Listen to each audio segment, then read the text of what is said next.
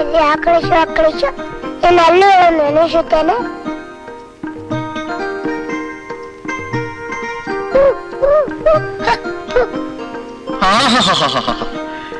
ಎಂಥ ಅದ್ಭುತವಾದ ದೃಶ್ಯ.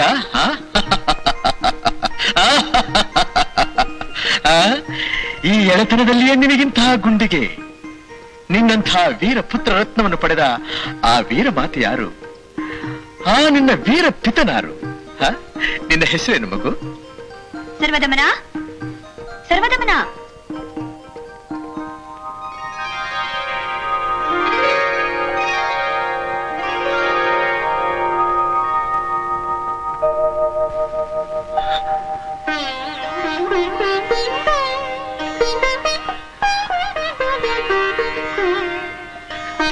ಶಕುಂತಲ,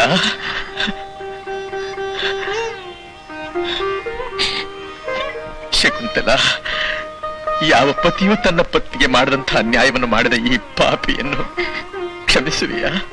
ಅಯ್ಯೋ, ನೀವು ಯಾವ ಅಪರಾಧವನ್ನೂ ಮಾಡಿಲ್ಲ. ಇದಕ್ಕೆಲ್ಲ ನಾನೇ ಕಾರಣ. ಹೇಗೆ?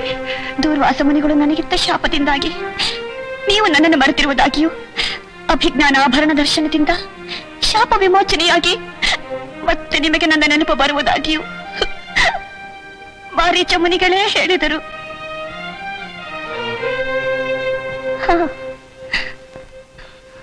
ಅಂದಿನಿಂದ ಈ ಸುದಿನವನ್ನೇ ಎದುರು ನೋಡುತ್ತಿದ್ದೆ. ಶಕುಂತಲ, ಸ್ವಾಮಿ. ಶಕುಂತಲ, ಸ್ವಾಮಿ. ಓ